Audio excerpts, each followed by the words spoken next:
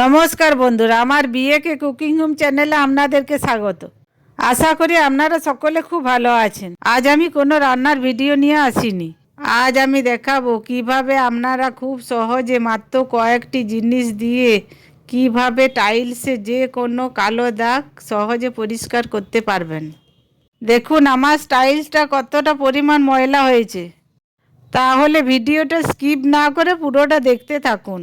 এখানে আমি normal Harpic নিয়েছি, এটাকে আমি চারিদিকে ছড়িয়ে দিচ্ছি ভালো করে।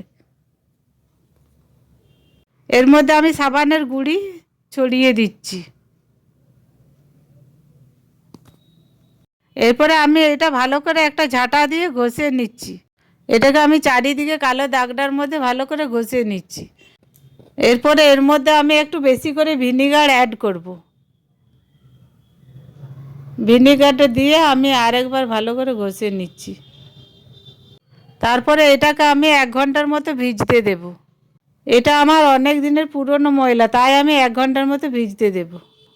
এরপরে এখানে আমি একটা সিরিজ পেপার নিয়ে নিয়েছি, এটা করে আমি আস্তে আস্তে করে ঘষে নিচ্ছি। দেখুন এই পেপারটা দিয়ে একটু চাপ দিয়ে আস্তে আস্তে করে ঘষে নিতে হবে। ঘষে নিলে কেমন ময়লাগুলো উঠে যাচ্ছে দেখুন। এইভাবে আমি ঘষে নিচ্ছি পুরোটা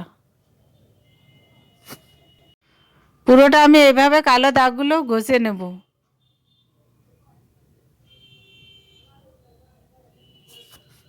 আমার ঘষা হয়ে গেছে। এরপরে এটাকে আমি ভালো করে জল দিয়ে ধুয়ে নেব। দেখুন কেমন কালো জলটা বেরিয়ে আসছে।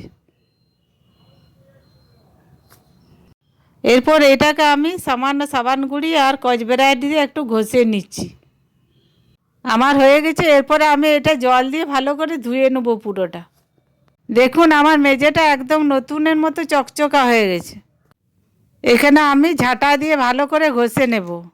পুরোটা ভালো করে চারিদিকটা ভালো করে ঘষে নিতে হবে। এটা পরিষ্কার করতে আমার একদম সময় লাগেনি। শুধু 1 ঘন্টার মতো ভালো করে ভিজিয়ে রাখতে হবে, তাহলে ময়লাগুলো ছেড়ে যাবে। দেখুন আমার কি পরিমাণে ময়লাগুলো বেরালো।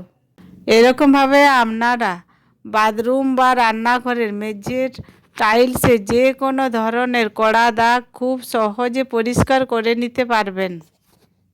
দেখুন আমার মেঝে একদম নতুনের মতো চকচক করছে। আর আপনাদের বাড়িতে যদি এই ধরনের টাইলসে কোনো কালো দাগ থেকে থাকলে আমার এই টিপসটা ফলো করুন আর আমাকে কমেন্টে জানান আপনাদের এই টিপসটা কেমন লাগলো। আর আমার এই ভিডিওটা ভালো লেগে থাকলে একটা লাইক আর শেয়ার করে দেবেন। আর আমার এই চ্যানেলটাকে সাবস্ক্রাইব করে পাশের বেল আইকন ক্লিক করে আমার পাশে থাকুন।